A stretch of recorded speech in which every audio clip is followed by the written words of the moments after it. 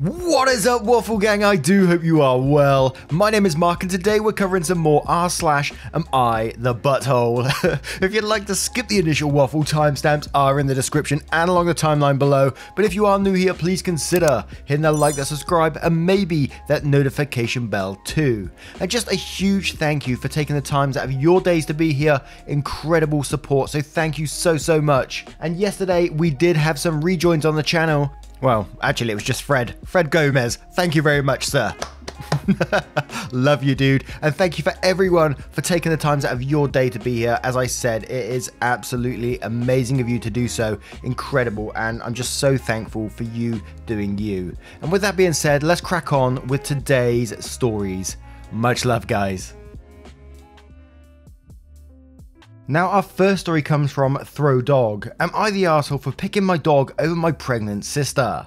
Disclaimer, throwaway plus not in the USA. This happened about a week ago, but I'm getting a lot of shit from family and friends, so I want an external opinion. Last year, my female 32 sister, female 28, was kicked out of her boyfriend's house, and I took her in. We don't have the best relationship, but she was jobless, and I was the only relative still living in our country. Surprise, surprise, about 2 months later, she figured out she was pregnant. One day, she started to complain about my dog, a beautiful 2-year-old half husky, and how it would be bad for her baby, and that she wouldn't raise her kid with a wild animal around. My dog is a total sweetheart. I told her it was my house, and if she was not comfortable here, she could leave and my dog was staying no matter what. She kept complaining, but I wouldn't change my mind.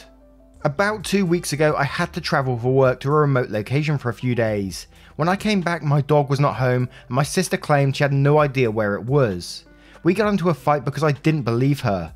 I ended up storming off and asked a few neighbours if they had seen it. One told me the last time he saw it was when my sister took him somewhere a few days ago. She uses my Uber account because she's broke, so when I found an odd trip to the other side of the city, I connected the dots. I drove all the way over there and was asking around. I found my dog in a street restaurant. The owner took him after a blonde pregnant woman left him leashed to a fence. I ended up explaining the situation, paying him like $500 and got my dog back. When I went back home, I kicked out my sister. I gave her enough money for a week in a hotel and sent her on her merry way. She made a huge scandal and I admit I was a bit too forceful, but I was furious. She called all my family and friends, and they're telling me I'm an arsehole for picking my dog over my sister, and that I should take her back, that I should value that unborn baby more than a silly animal. I think my dog is more important, and what my sister did is unforgivable, but I'll accept your judgment. And there's an update / more info here as well. So, first of all, thanks for all the awards. I was not expecting gold for this. After reading all your comments, I feel better with my decision. I'll try to answer some questions, but I can't read all the comments. I'm sorry if I missed something. 1. I left my dog with my sister because I never thought she would do something like this. She was complaining, and that should have been a huge red flag, but she complains about many things and never do anything else. I just thought it was something she'd forget about in a few weeks. I didn't leave her in charge of my pet in the sense that she didn't need to do anything for it.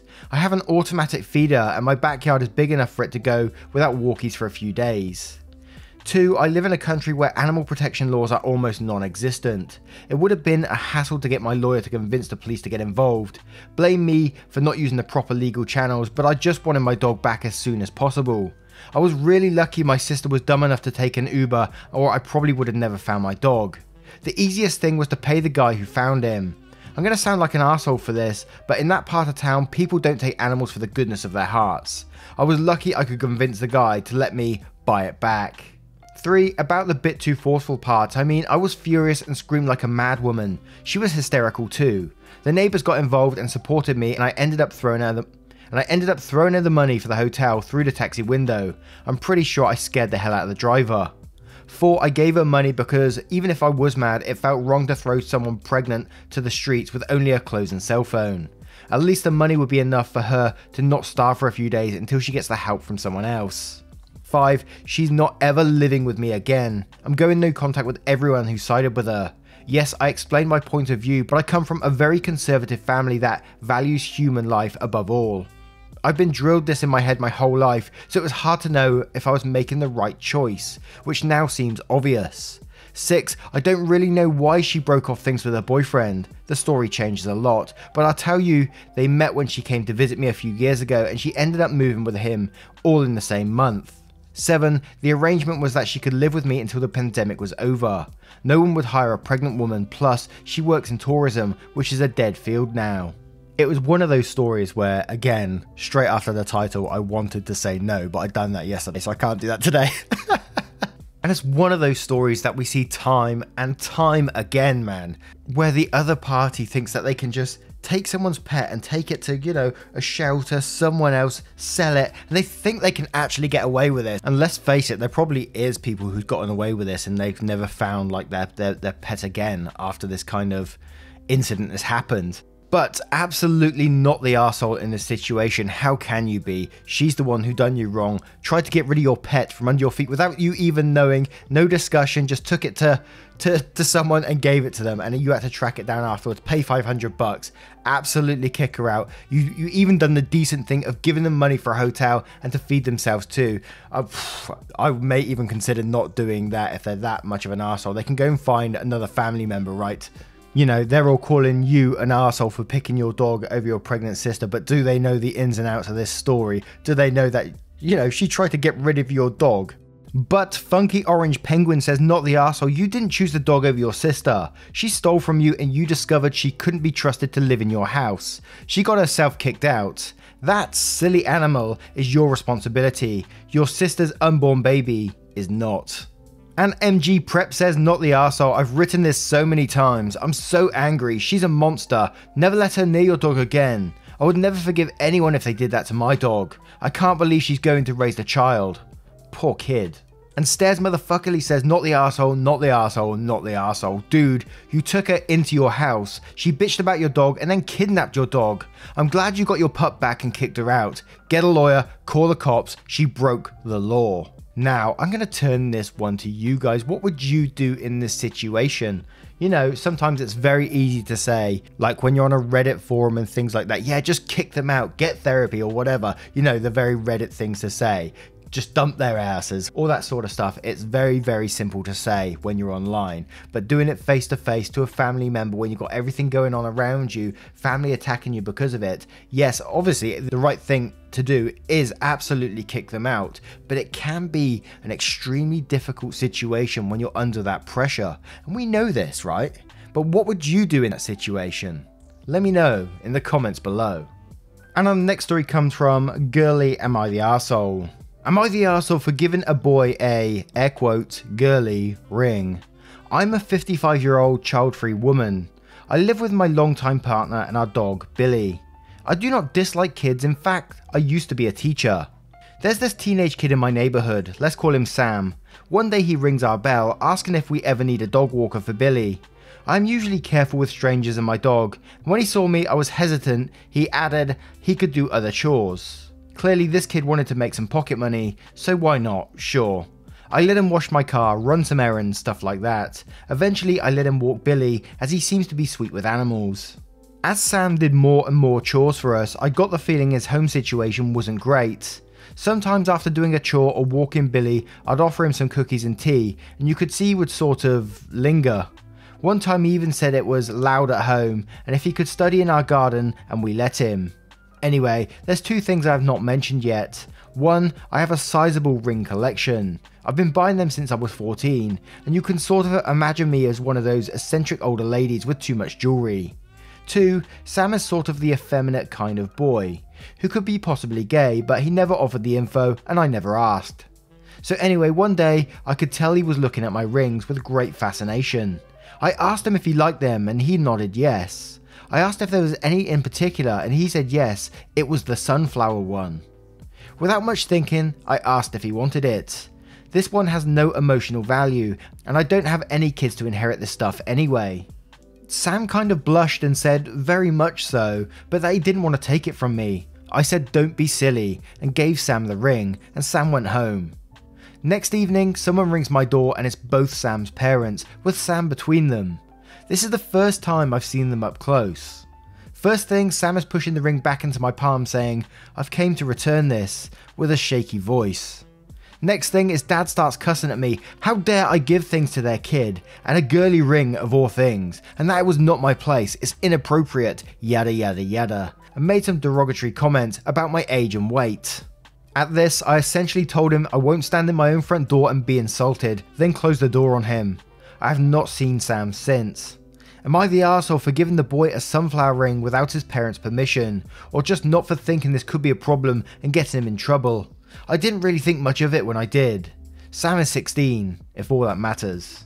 And there's a lot of comments with hot takes on this one, so I'm going to jump straight to those to see what they are saying, with Wilder Hearted saying, not the arsehole, only you can answer this, but as a former educator keep your eye open for signs of abuse and report it. You've already had some red flags with Sam, and this is one more.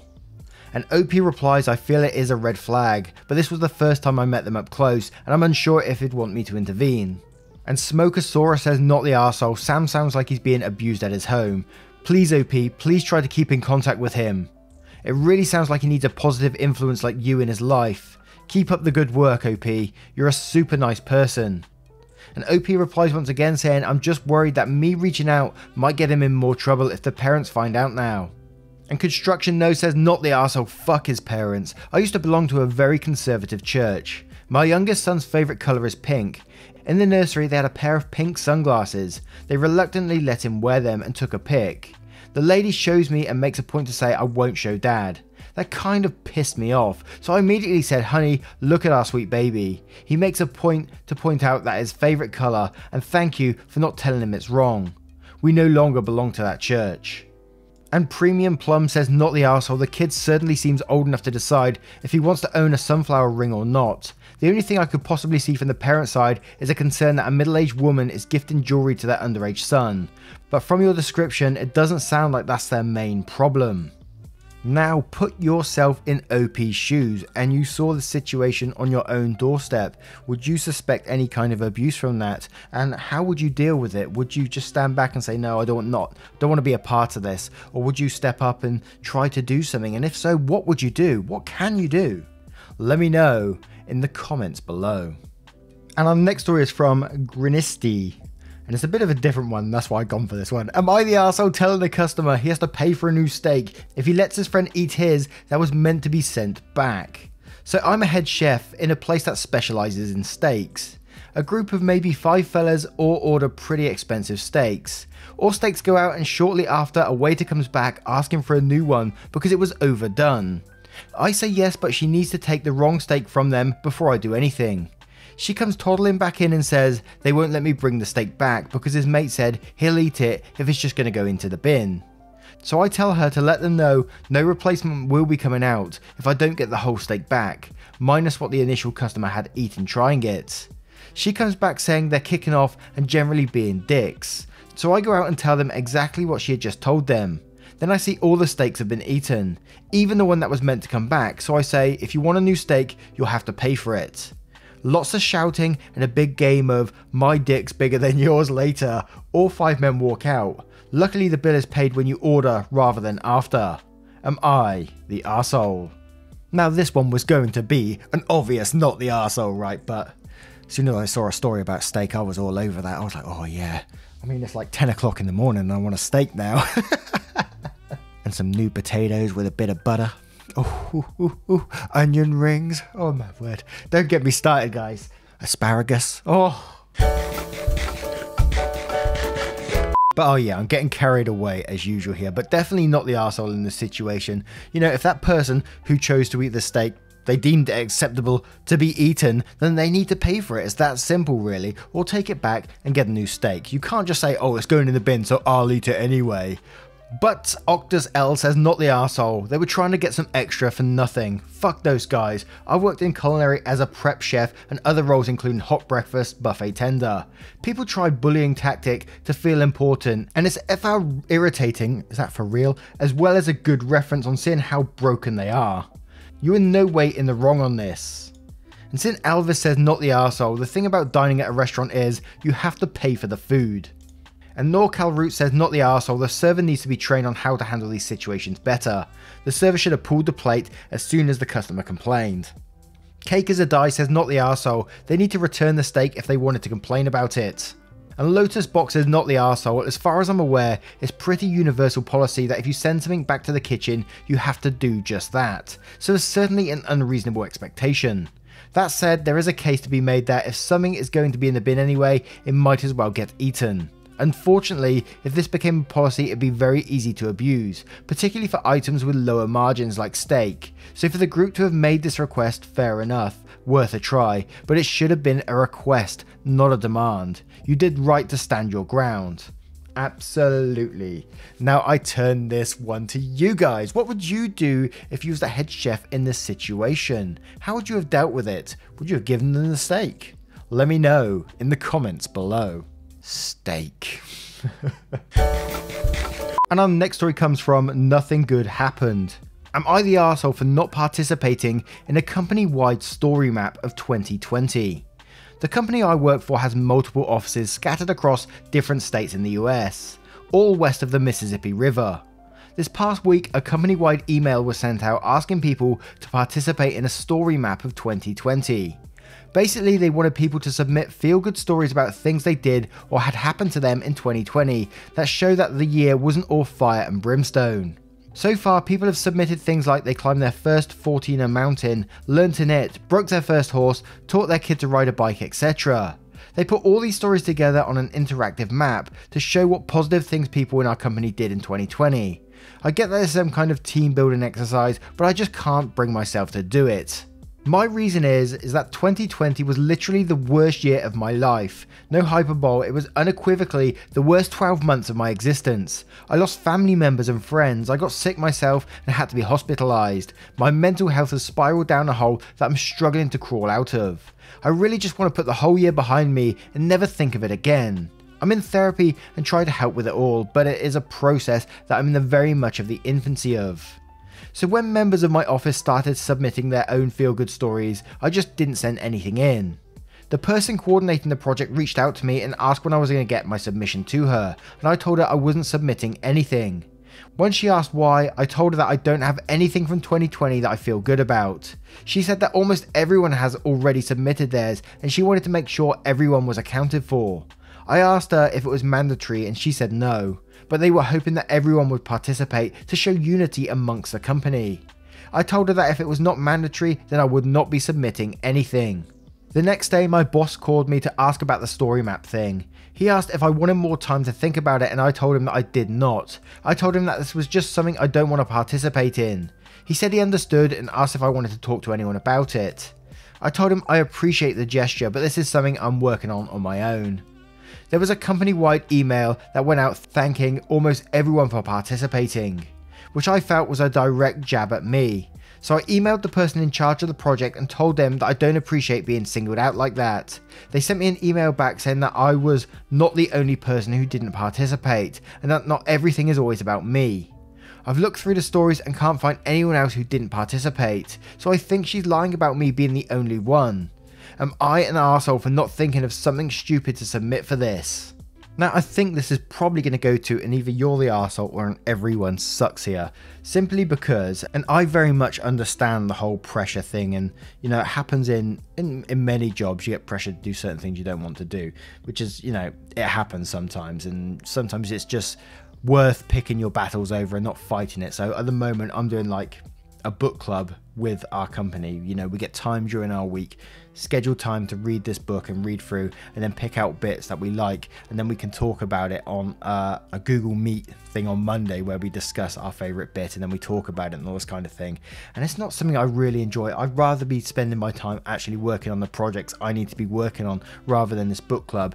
The book is meant to be beneficial to us. It's like a book about, you know, focusing on one thing and all this kind of stuff, which, you know, it's an interesting book, but it's not something I would read personally. As I said yesterday in one of the stories, I don't read all that much. I like reading Reddit stories, and I know that is reading, but I don't go out and look for books and stuff like that. I just like the drama of these stories, you know. And what OP is saying in this story, that they didn't get much out of 2020, I totally get that too, you know. Although this channel has been a huge positive in my life, I cannot tell you how positive it is. 2020 and 2019 was an absolute mess in terms of like losing family members and things like that. It was a horrific time, and you guys have pretty much carried me through, and I love you guys for that.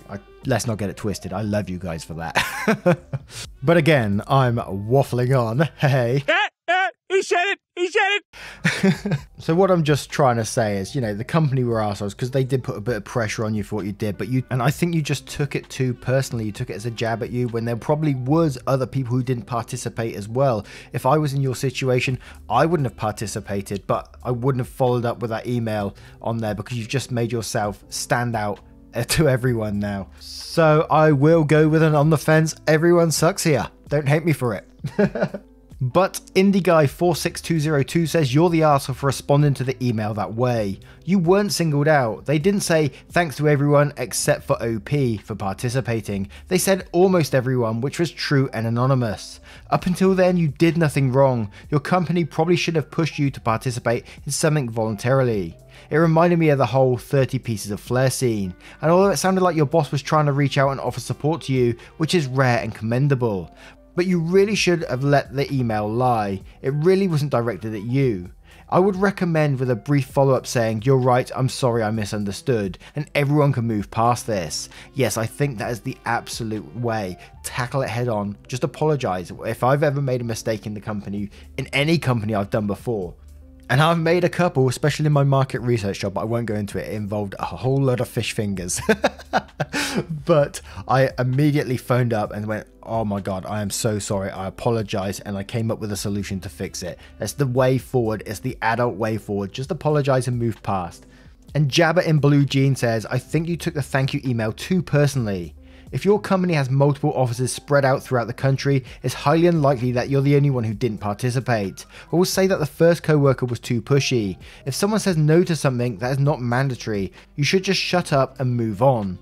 Everyone sucks except for your boss, who seemed to be genuinely concerned about your mental health.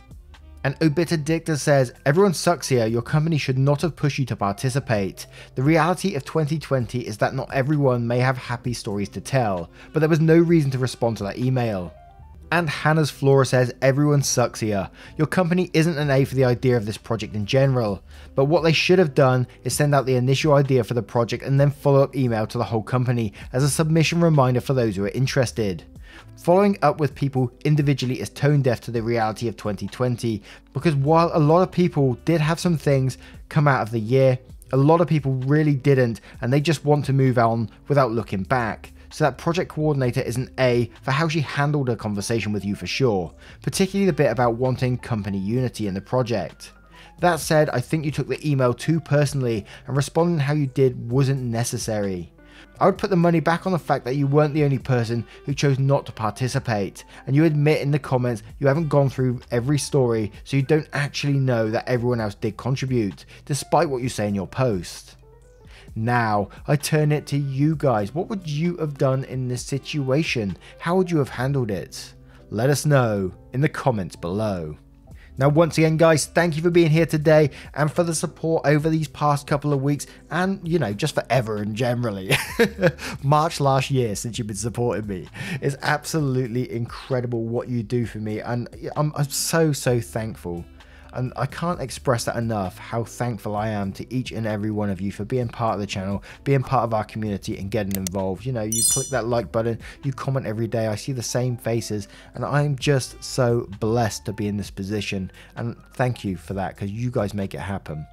And hopefully, if you enjoyed the content, I will see you spicy so-and-sos, in the next one. Much love to you.